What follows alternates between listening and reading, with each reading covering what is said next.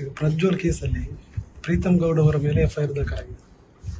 ಬಿಜೆಪಿಯ ಪ್ರೀತಮ್ ಗೌಡ್ ಅವರ video viral ಮಾಡಿದ ಪ್ರಕರಣದಲ್ಲಿ ಅವರಿಗೆ ಕೇಸ್ ದಾಖಲಾಗಿರುವುದು ಇವತ್ತು ಆಗಿರುವಂಥದ್ದು. ಡಿಸಿಎಂ ಆಗಿ ಏನು ಹೇಳ್ತಾರೆ ಸರ್? ನಾನು ಮಲಗಿದ್ದವನು ಈಗ ಎದ್ದಿದ್ದೀನಿ. ಅಲ್ಲಿ ಮಂಗಳೂರಲ್ಲಿ ಮಲಗಿದ್ದ ಇಲ್ಲಿ ಬಂದು ದೇವಸ್ಥಾನದ ಬೈದಲ್ಲಿ ಈ ಚೌಟ್ರಿ ಎದುರುಗಡೆ ಎದ್ದಿದ್ದೀನಿ. ಈಗ ಫೋನ್ ತಗೊಂಡಿದ್ದೀನಿ. ನನಗೆ ಯಾರಿಗೂ ತಿಳಿಸಿಲ್ಲ. ನನಗೇನೋ ಅವ್ರ ಬಗ್ಗೆ ಮಾಹಿತಿ ಇಲ್ಲ.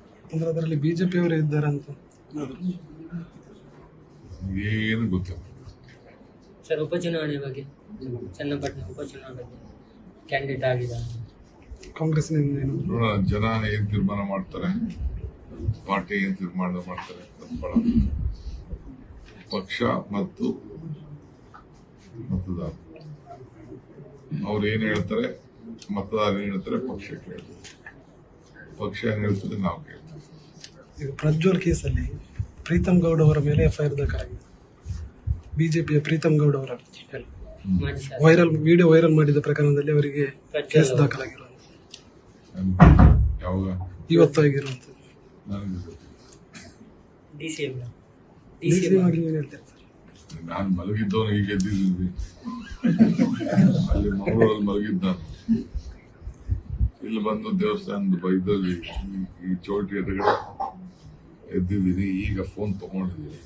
ನನಗೆ ಯಾರಿಗೂ ತಿಳಿಸಿಲ್ಲ. ನನಗೇನೋ ಅವ್ರ ಬಗ್ಗೆ ಮಾಹಿತಿ ಇಲ್ಲ. ಅಂದ್ರೆ ಅದರಲ್ಲಿ ಬಿಜೆಪಿ ಅವರು ಇದ್ದಾರೆ ಅಂತ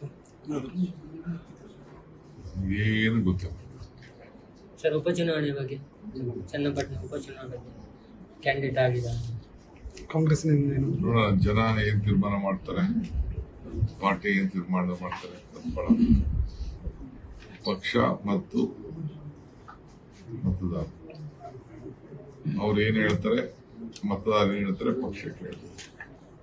ಪಕ್ಷ ಏನ್ ಹೇಳ್ತದೆ ನಾವು ಕೇಳ್ತೀವಿ. ಗ್ಯಾರಂಟಿ ನ್ಯೂಸ್, ಸುದ್ದಿ ಖಚಿತ, ನ್ಯಾಯ ನಿಶ್ಚಿತ.